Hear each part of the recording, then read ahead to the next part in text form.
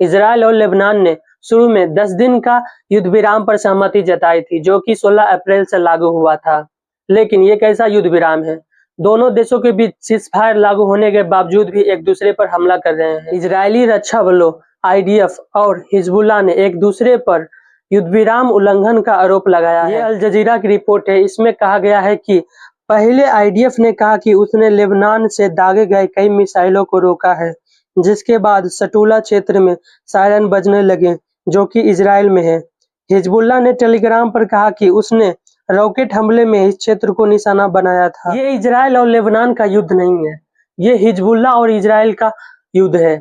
Hezbollah एक terrorist group है, ये एक अलग संगठन है। आप कितना भी सीज फायर करा लीजिए दोनों देशों के राजदूतों को एक टेबल पे बैठा के, अगर हिजबुल्लाह की तरफ से मिसाइल दागी जाएगी तो जाहिर सी बात है इजराइल भी जवाबी कार्रवाई करेगा ही। वहीं एक्स पर जारी एक बयान में IDF ने कहा कि उसने 3 लोगों को मार गिराया है, जिनकी पहचान उसने हिजबुल्लाह आतंकवादी के रूप में की है, जिन्होंने इजरायली वायुसेना के विमान की ओर मिसाइल दागने की कोशिश कर रहा था। इजरायली सेना ने ठोक दिया।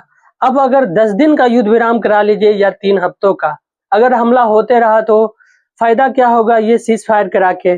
मुझे लगता है जब तक ये इजराइल हिजबुल्लाह को जड़ से खत्म नहीं कर देता तब तक रुकने वाला नहीं है। ये न्यूज हमने अल जजीरा से ली है, जहां अमेरिकी राष्ट्रपति डोनाल्ड ट्रंप ने व्हाइट हाउस में इजरायली और लेबनानी राजदूत से मुलाकात के बाद हिजबुल्लाह और इजराइल के बीच युद्ध विराम को 3 सप्ताह के लिए बढ़ाने की घोषणा की। ट्रंप का कहना है कि लेबनान के राष्ट्रपति जोसेफ और इजराइल के प्रधानमंत्री बेंजामिन नेतन्याहू आने वाले हफ्तों में व्हाइट हाउस का दौरा करेंगे, क्योंकि अमेरिका एक दीर्घकालिक समझौते के लिए कोशिश कर रहा है। आगे देखिए, इजरायली संयुक्त राष्ट्र राजदूत का कहना है कि लेबनान में युद्ध विराम 100% नहीं हुआ है।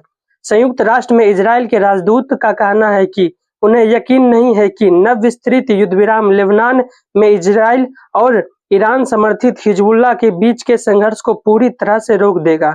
CNN को दिए एक साक्षात्कार में डैनी डैनन ने कहा, लेबनान सरकार का हिजबुल्लाह पर कोई नियंत्रण नहीं है। हिजबुल्लाह युद्ध विराम को भंग करने की कोशिश में रॉकेट भेज रहा है और इजराइल को जवाबी कार्रवाई करनी होगी।